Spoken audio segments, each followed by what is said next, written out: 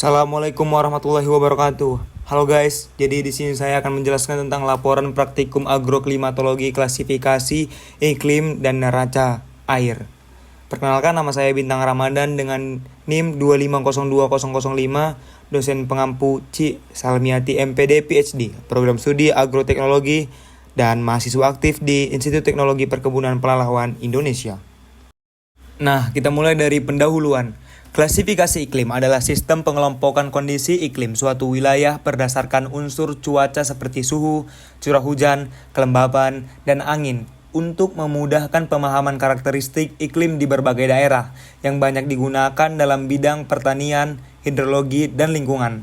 Sementara itu, neraca air merupakan analisis seimbang antara jumlah air yang masuk ke suatu wilayah melalui curah hujan dengan jumlah air yang hilang melalui evaporasi, transpirasi, aliran permukaan, dan infiltrasi, sehingga dapat diketahui kondisi surplus atau defisit air di wilayah tersebut.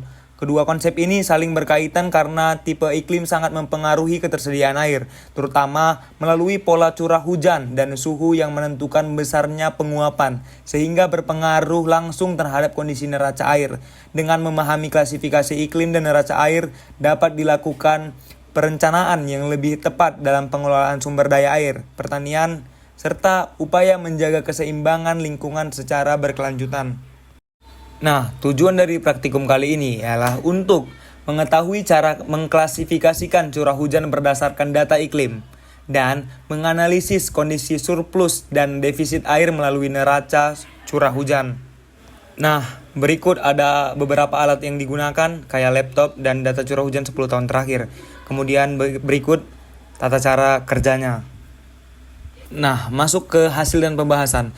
Berdasarkan tabel klasifikasi curah hujan 10 tahun terakhir, diketahui bahwa curah hujan bulan didominasi oleh kategori bulan lembab pada periode Januari hingga Juli dengan kisaran curah hujan antara 116 sampai 196 mm per bulan. Curah hujan tertinggi pada kategori ini terjadi pada bulan Mei sebesar 196 mm, sedangkan yang terendah terjadi pada bulan Februari sebesar 116 mm.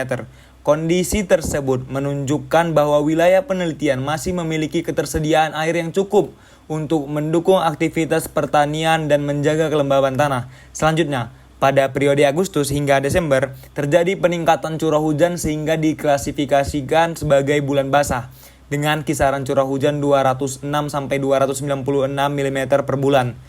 Curah hujan tertinggi terjadi pada bulan Oktober sebesar 296 mm, diikuti November sebesar 276 mm, dan September sebesar 266 mm.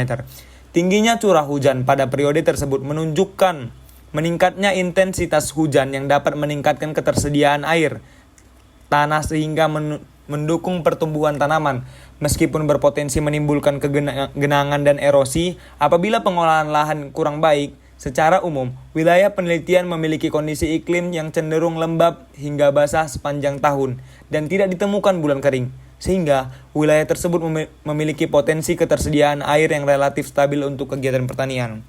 Jadi, Medan nggak sepanas itu ya guys ya.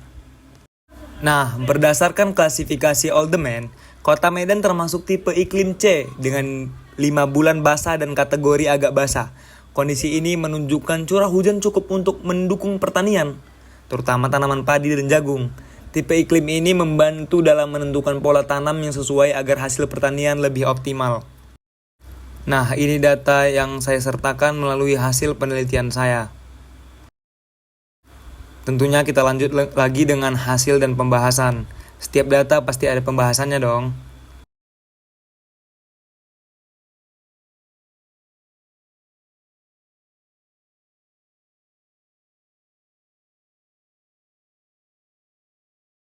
Nah guys, kita rangkum ya.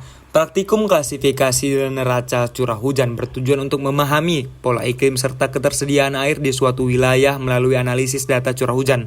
Pada praktikum klasifikasi, data curah hujan digunakan untuk menentukan tipe iklim sehingga dapat diketahui karakteristik musim basah dan musim kering di suatu daerah. Sementara itu, pada praktikum neraca curah hujan dilakukan perbandingan antara jumlah curah hujan dan kebutuhan air untuk mengetahui kondisi surplus maupun defisit air.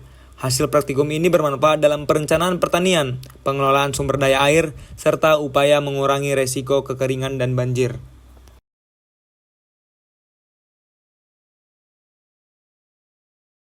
Mungkin sekian dari saya, terima kasih. Assalamualaikum warahmatullahi wabarakatuh.